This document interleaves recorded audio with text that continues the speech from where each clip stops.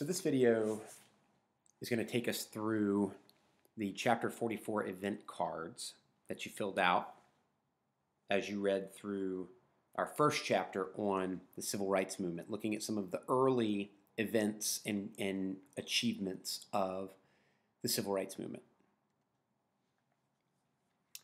So the first one is the formation of CORE. That's the event for this picture, and the year for this was 1942.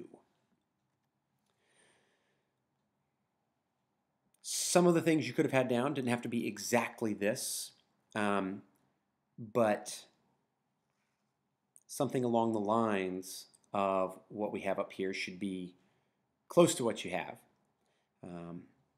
Students in Chicago are the ones that started this group. CORE stood for Congress of Racial Equality. So this was a civil rights group that was going to focus on using nonviolence, right? Nonviolent resistance, nonviolent direct action to effect change, right? That they weren't going to protest in a violent manner, that they would be peaceful. And their most famous success was a sit-in in a coffee shop in Chicago in the 1940s.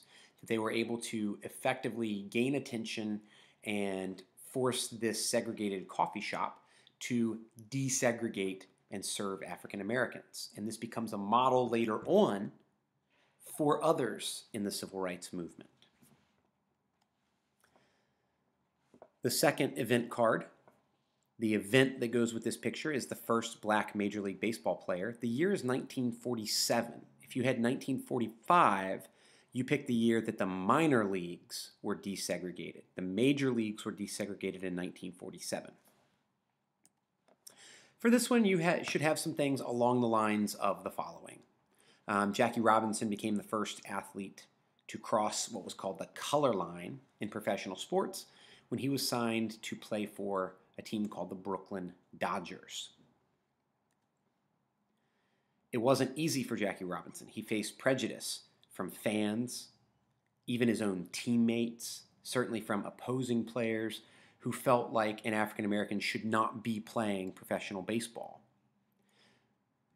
But following his example and his courage and how he carried himself in a positive manner, and the fact that he was an outstanding athlete, other professional sports soon after started accepting black players into their leagues.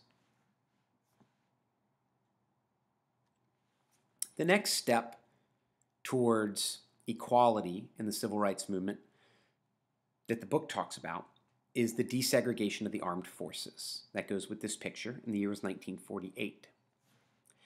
You should have on your event cards something along the lines of the following: that a lot of people felt it was wrong for African Americans to fight for their country while they were being forcibly segregated by race.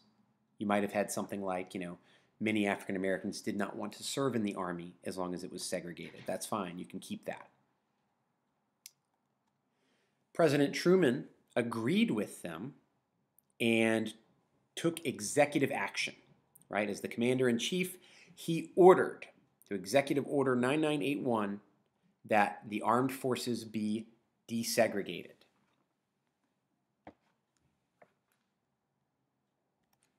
The next event is Brown versus the Board of Education, a major Supreme Court case. The year was 1954.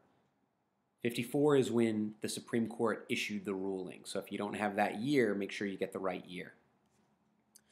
Again, you should have for your event card something along the lines of the following. This was a landmark lawsuit. You might have down that it was, a combination of 5 different lawsuits. That's fine. And the NAACP made the argument that segregation in schools was harmful to black children. So this case involved school segregation. And in its ruling, the Supreme Court agreed with the NAACP, arguing that segregation in schools was a violation of the Equal Protection Clause of the 14th Amendment. So this made school segregation unconstitutional.